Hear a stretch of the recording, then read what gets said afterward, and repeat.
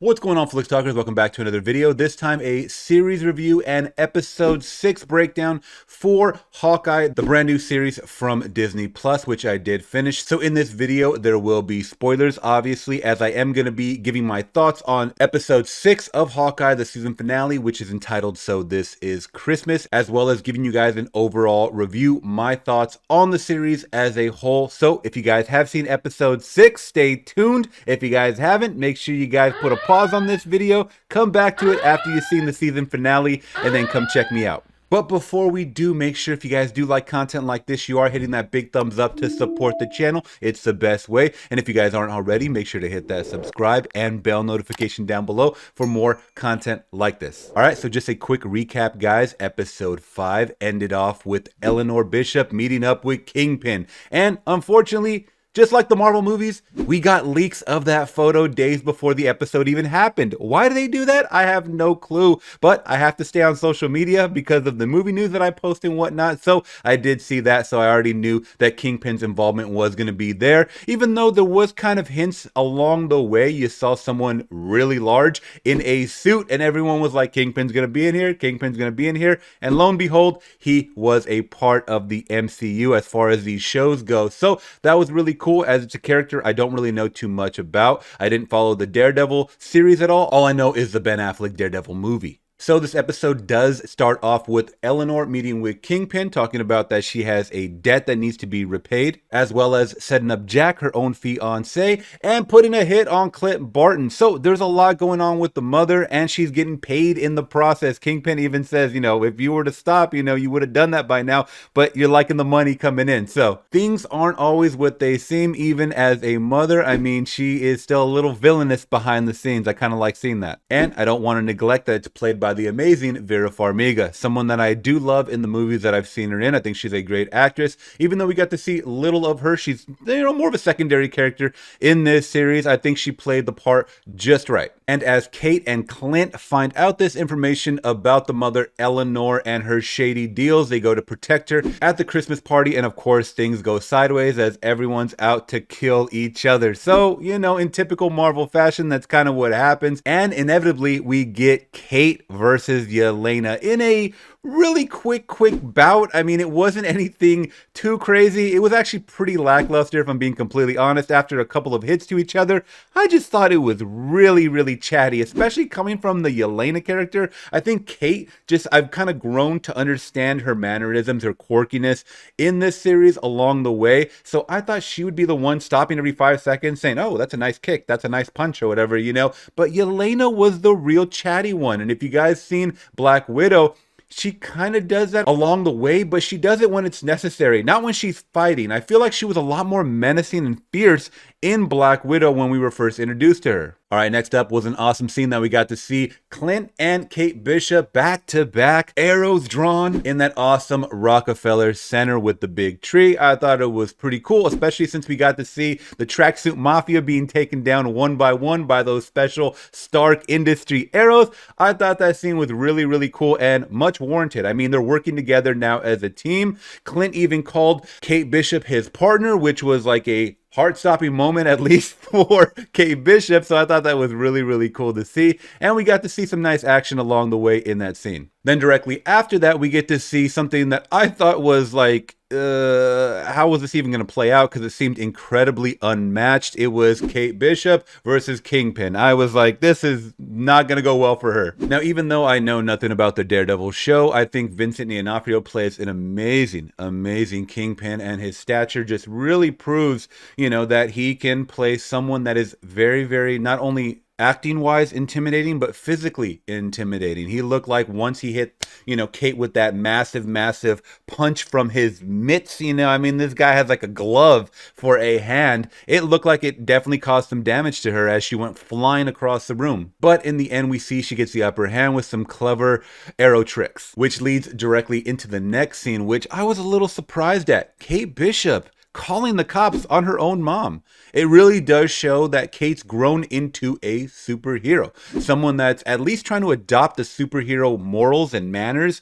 And if it means locking up your own mom because she's a criminal, then do so. So I was like, whoa, you wouldn't really see that from most movies. Usually they have, there's a whole family moment. And even though, you're my mom or my dad, I'm going to let this one slide. But no, no, no, not for Kate Bishop or Lady Hawkeye or whatever they end up deciding to call her. She ended up doing that. And that was a little ballsy and a little surprising to see, if I'm being completely honest. All right, now next up, we get to see Maya going after a injured Kingpin as he's kind of limping through the alleyway, and she is shown holding a gun to his face, and as we cut away, we get to hear a gunshot. Now, does that necessarily mean she blew his head off? No. I mean, off-screen kills, we usually know, guys, aren't a confirmed kill. We have to see it on screen. We have to see a body hit the floor. So that being said, I will just say Kingpin's death is a big question mark, at least for now. I don't know. Maybe someone shot her and rescued Kingpin.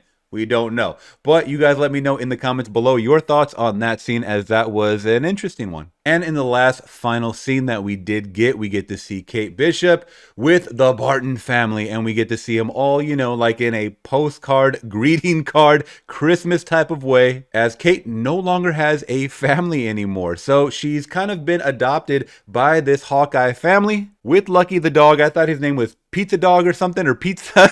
But Lucky is totally fine, as that's, exactly what they were through the whole series. They were lucky to get out of these situations. And we do get to find out that Linda Cardellini's character, who plays Laura Bishop, has some secret S.H.I.E.L.D. stuff going on with her. Now, if you guys know exactly what it is, drop it in the comments below. I would love to hear it. I believe they were saying something about S.H.I.E.L.D. 19. I don't know too much about the comics or the future of the MCU, really, but I thought it was interesting that she was presented the watch from Clinton Barton, her husband, as he said something to the effect of, hey, make sure you keep this, your possessions on you next time. And I don't need to talk much about the post-credit scene, which I thought was really lackluster. We got to see a full extended scene from Roger the Musical, which was entertaining, but just so unnecessary. But okay, they got to throw more comedy in there for Marvel. So those are my final thoughts for episode 6, the season finale of Hawkeye. I will say this, I was entertained. There were moments that definitely could have been trimmed. There was a lot of lackluster moments, but it was more about the development of this new character that we're getting, Kate Bishop,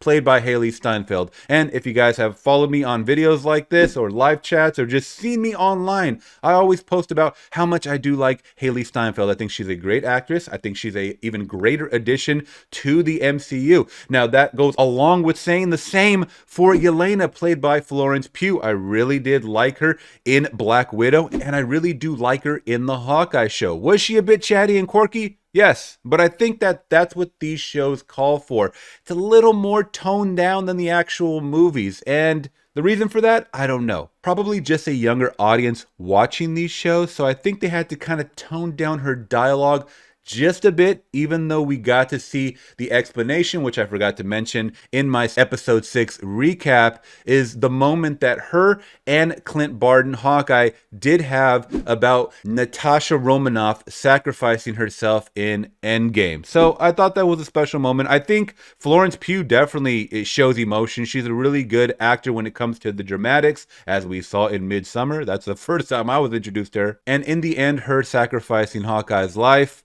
I thought was pretty believable. So I do like the introduction to these two characters we are getting in the MCU. And I also forgot to mention too, as they're talking about names, possible names for Kate Bishop's character, she says Lady Hawkeye, she says Hawkshot. Clint Barton says, oh, I got a name, and they show the Hawkeye title card, which implies she is the new Hawkeye. So you guys let me know your thoughts on that. Should she be called something else, or should she embrace the Hawkeye moniker as an entity? But back to my overall thoughts on this series. I had fun with it once again. The Tracksuit Gang added a lot of comic relief to something that I didn't think I was going to enjoy, but I actually really did enjoy it a lot. I will say this though, the characters of Kazi and Maya didn't really pull me in as much as I thought they wanted us to be pulled in. At least not for me. That's just my personal opinion. I think the inclusion of Maya, who is someone that's actually deaf, playing a vigilante that is deaf as well, using sign language, I think is important. I think that's very important. And I actually thought she was a pretty good actor when it came to it, especially during the fight scenes, the scenes of emotion.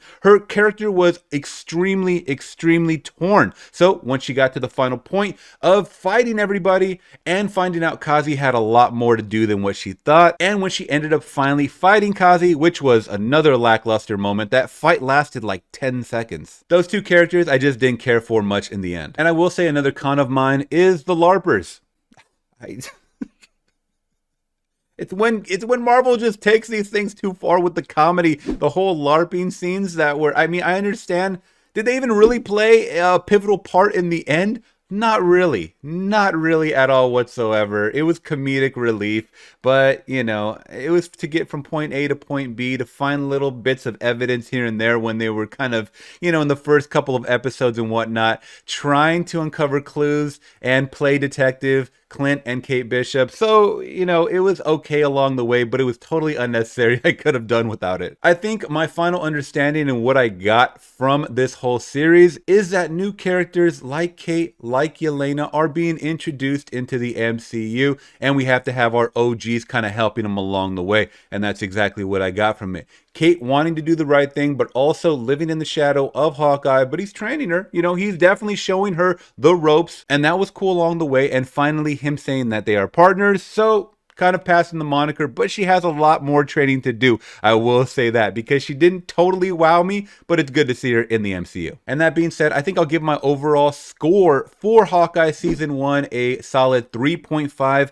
out of 5. All right, Flix Talkers, what did you guys think of the season finale of Hawkeye? Let me know down in the comments below. And what did you guys think of the series overall? Where do you rank it amongst Loki, amongst Falcon and the Winter Soldier, amongst WandaVision? Once again, you guys let me know in the comments below. And where do you guys see the future of Kate Bishop and possibly Clint Barton going from here? And before you guys leave, make sure to hit that big thumbs up if you guys did appreciate this video, as it does spread these videos out to those that aren't subscribed. And if you yourself aren't subscribed, consider hitting that subscribe and bell notification down below to always get alerted about future videos like this. All right, guys, till next one, I'm gone.